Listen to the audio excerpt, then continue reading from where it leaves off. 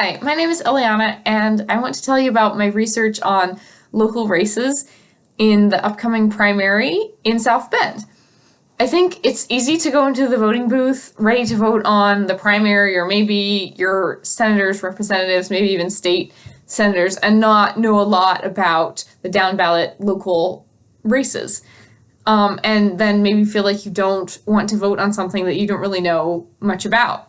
But those things really make a difference, and I think it's important not to give up your voice on those elections. So I tried to research the candidates thoroughly, but I also really want to hear your thoughts. I've changed my vote on local politics because of recommendations before, so I'd love to hear your suggestions. Some of the races I didn't find as much information as I would have liked. I got a lot of my info on vote411.org, Ballotpedia, and then the candidate websites and Facebook pages. So I think those are good resources if you're looking for resources for another district. So first, some directions about the ballot. There's 2 pages of information, and you should read these directions. And then you should fill out the actual ballot in black pen and fill the bubbles in thoroughly. And then look on the back. It should be initialed twice by 2 different officials. You don't have to initial it, but make sure it's initialed. And then you want to fill out this little brown envelope that it comes in. So you can send it back in that. And then mail it as quickly as you can because it needs to arrive before noon on election day. And for this, you don't need any postage because it's already paid. And election day is June 2nd. So you have a little bit of time, but you should do it. If you make a mistake, they have a number in the directions for how to get a replacement. So don't try to use whiteout or anything else to change your vote if you change your mind.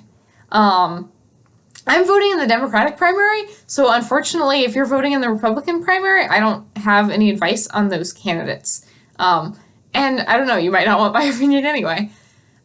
So here are my thoughts on the candidates.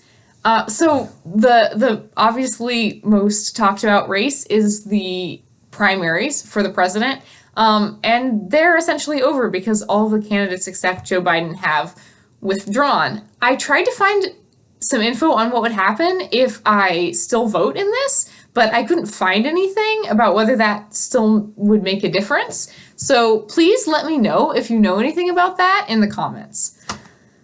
For governor, for the Democratic primary, there's only one option, Woodrow Myers, but I think he's really exciting. He's a doctor, and he seems to be really cool.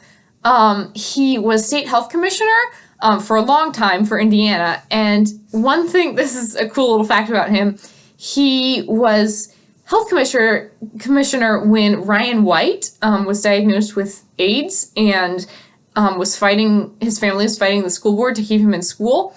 And Woodrow Myers contacted the school board and told them that they should let him stay in school and advocated for him.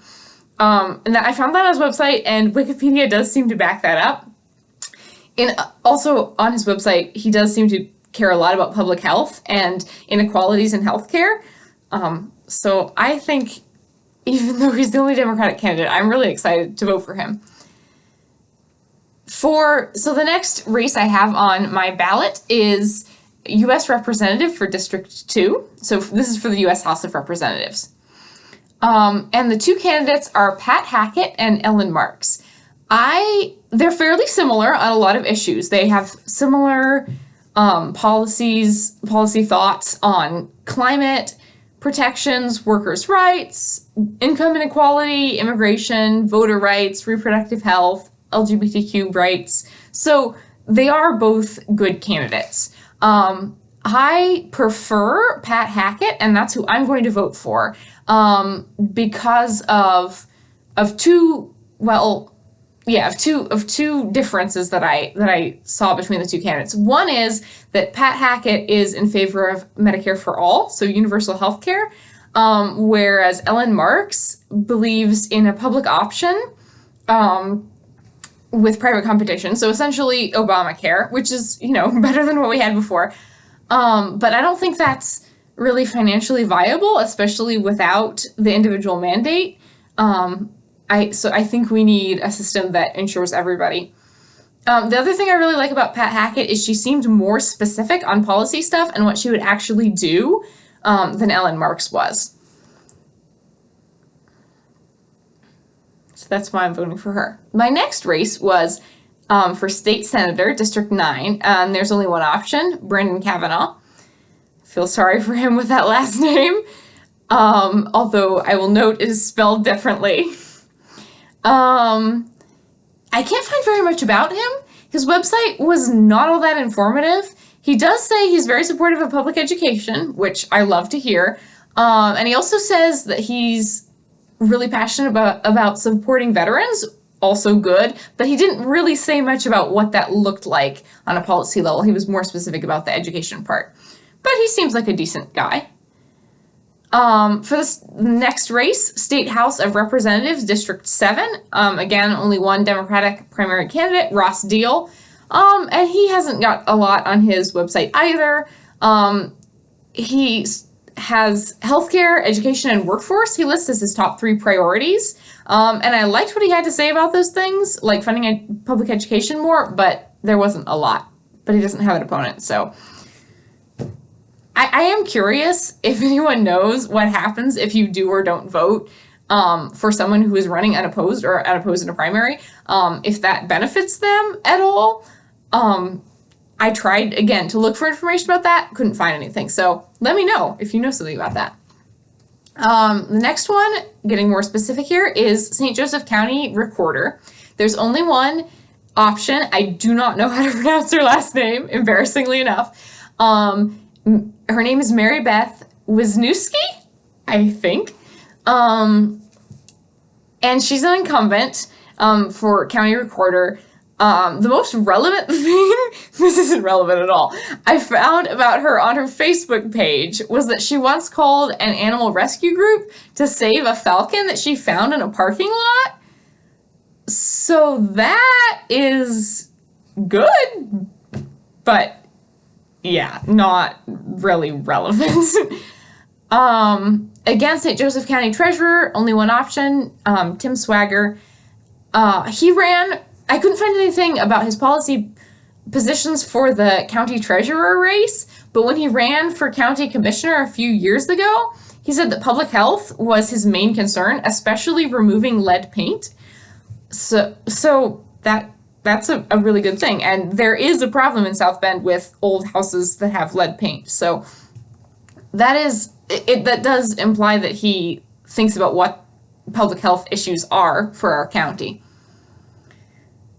So St. Joseph County Coroner, again, only one option, Michael McGann. I didn't look that much into him.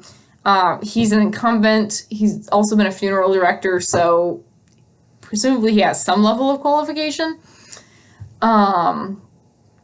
For St. Joseph County Surveyor, also only one option. You say theme here.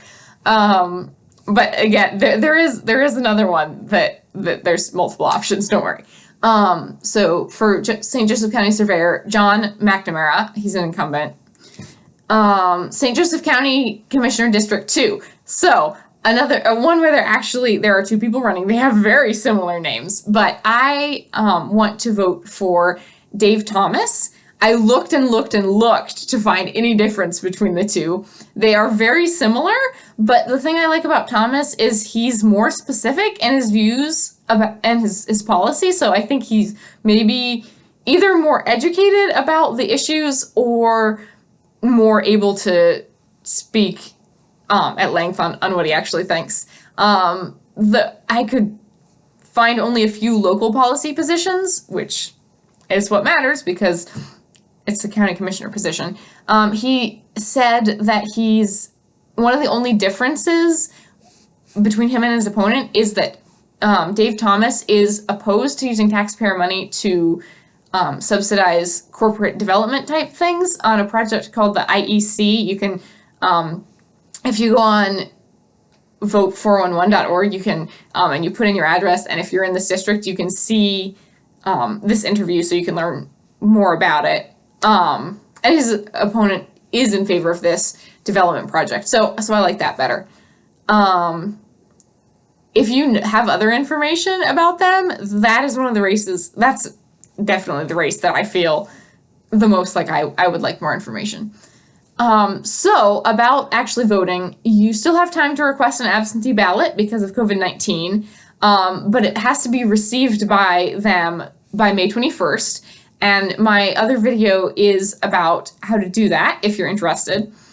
Ironically, my spouse and I both requested ballots, and he got his. That's the one I showed you, not filled out. But my request was denied. And I got this form in the mail about how I didn't get it. Even though we did the exact same thing and we checked each other's forms before we mailed them, I called them. I called the number on this form and asked why I was denied because I didn't want to make the same mistake again, but they wouldn't tell me. So they said they'd send me another form. I asked if I could just print it again, and they said no, they have to send it. But if it doesn't arrive soon enough, I may have to vote in person. And if you don't get an absentee ballot, you can also vote in person on June 2nd, but remember to wear a mask. If you found this video useful at all, please subscribe to my channel so I can give you more updates about local elections in South Bend and maybe broader Indiana. Let me know in the comments who you're going to vote for and why, especially if it's something I didn't mention. And if you're from another district and would watch if I made a video about your district, tell me that. If there's enough interest in another district, I might do that. I don't need to make videos if people don't have interest in other districts. But if you're interested, I would be happy to do that. Have a great day. Please remember to vote. And see you later.